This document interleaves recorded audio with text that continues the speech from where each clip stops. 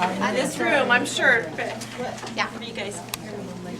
Hello, thank you so much for having me and my mom back. It's a real treat to be here with you ladies again. And lovely to see all the dress up. I love the dress up. Everybody looks amazing. I can't wait to get a better look at all of you. Some of you might remember my story from last year. And I do like fashion, so if we, I have my little pashmina shawl story, but anyway, so no secret I like fashion. I do have another story about some travels to tell you about. We're going to get to that. Left Brain and I, we do consider ourselves to be athletes, but we're not going to bungee jump, okay? You're not going to get a Christmas card from us skydiving in tandem, helmet on our head, No.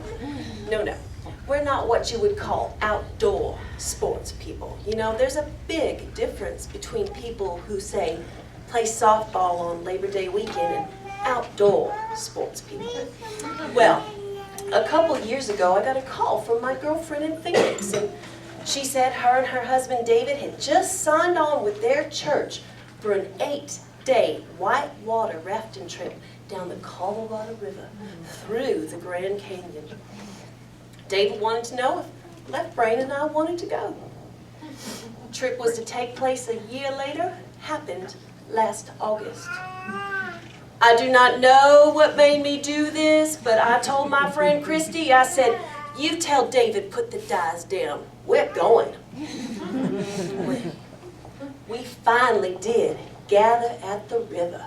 And when we saw it, even us Baptists quit singing in the middle of the beautiful, the oh my goodness. Ew.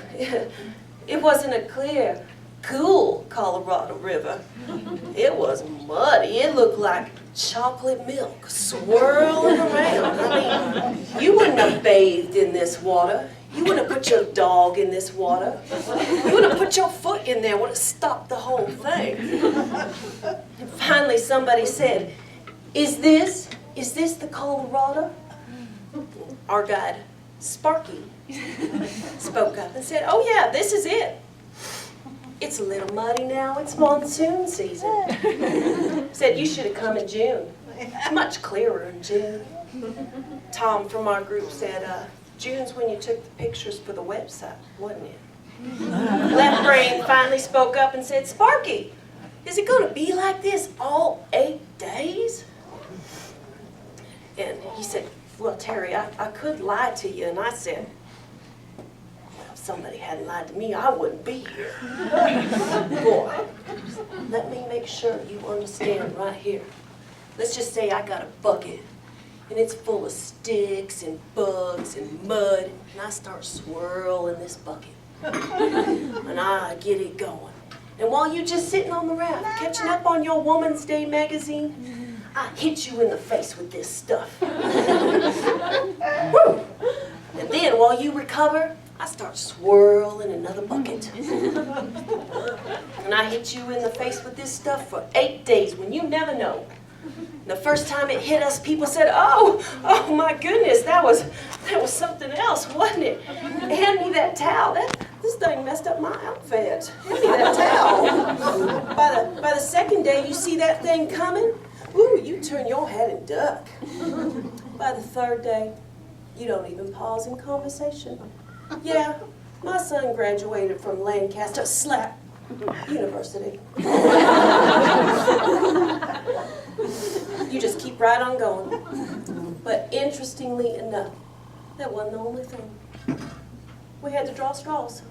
See who sat up in the bucket or the bathtub. And this meant you really got it rough. One time, Left Brain was here, I was here, my girlfriend from Phoenix was here, and we up in the front, in the bathtub. And our guide, Sparky, comes to the front of the raft and says, "We are getting ready to go over a rapids where you will drop 20 feet and for a few seconds you will be completely submerged. There are ropes on either side of you. Do not let go. If you let go, you will be swept off the raft, and we will pick you up downriver. And he left.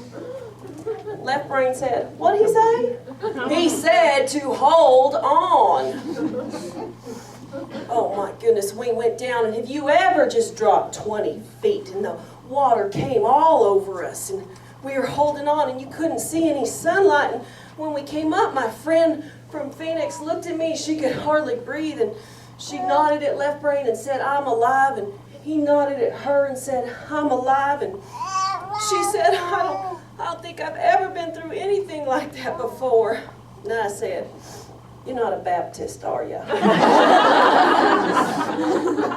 First night we got out of that raft, it was like a B-rated zombie movie. Covered in mud. Oh my goodness, it was rough.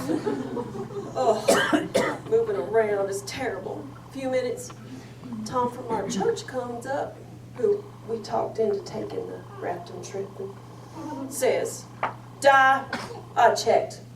There's no way out of here. We are stuck on this river for 8 days, 227 miles. But I'll be nice.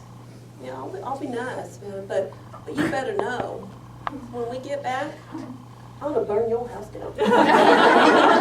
But he was wrong. He was wrong. There is a way out. If you die, or if you break a leg, the National Park Service will helicopter in and get you out. And I thought about it. I thought, no, nothing messy. Not a knee or an ankle or anything. And then Left Brain says to me, yeah, I thought about breaking one of your legs too. Don't go rafting without a Baptist in the boat.